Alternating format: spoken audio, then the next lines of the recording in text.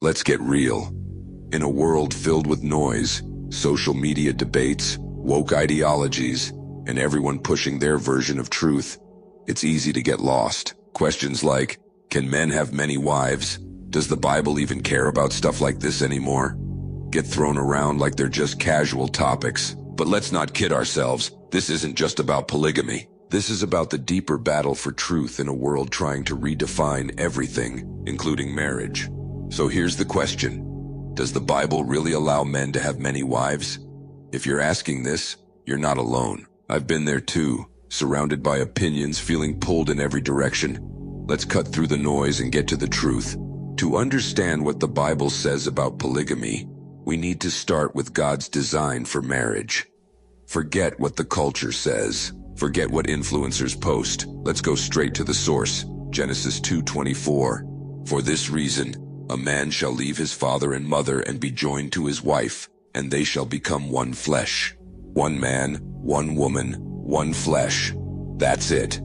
God's original plan for marriage was always about unity and love, something pure, unbroken, and holy. But here's where we go off course. Humans decided they knew better. They wanted more control, more power, more pleasure, and even more wives. But it wasn't God's plan. It was humanity twisting his perfect design. Jesus himself addressed this when people tried to justify divorce. In Matthew 19:8, he said, Moses permitted you to divorce your wives because your hearts were hard. But it was not this way from the beginning. Here's the thing. God allowed certain things, like divorce or polygamy, not because they were good, but because of human stubbornness. He allowed it, but it wasn't his ideal. It's important to understand that just because something is recorded in the Bible doesn't mean God condones it. For a deeper dive into why God sometimes permits things that fall short of his perfect will, check out my video on God's permissive will. Now some of you might say, well, didn't Abraham, Jacob, or David have multiple wives? If they were men of God, doesn't that mean polygamy is okay? Let's be real. Just because something happens in the Bible doesn't mean it's endorsed by God. The Bible doesn't hide the mess humans make of things, and it's brutally honest about the consequences of polygamy. Abraham took Hagar as a second wife, which led to jealousy, division, and generations of conflict. Jacob married Leah and Rachel, and the rivalry between them turned his family into a battlefield.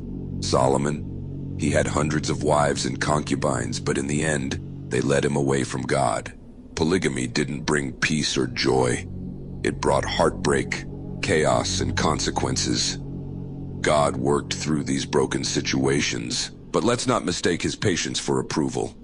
Here's the part they don't teach you on TikTok or Instagram. Marriage isn't just about love, attraction, or personal happiness. It's about something far bigger, Christ and the church. Paul lays it out in Ephesians 5:31-32.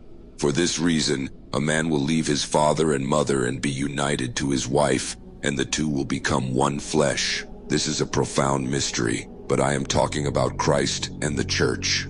Marriage is a picture of Jesus' love for his people, faithful, sacrificial, unbreakable. Polygamy, it doesn't reflect that.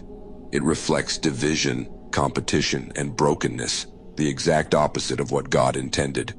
You might be thinking, okay, but what does this have to do with me? Polygamy isn't even a thing in most places anymore. True, but the bigger question is this. Do you trust God's design, or are you letting the world tell you what's right? We live in a culture that says, do what feels good, follow your truth. But feelings and trends don't lead to freedom. They lead to confusion. God's design for marriage isn't outdated or oppressive. It's a blueprint for love, unity, and purpose. So, let's answer the question. Does the Bible really allow men to have many wives? The answer is no. The Bible records instances of polygamy, but it doesn't endorse it.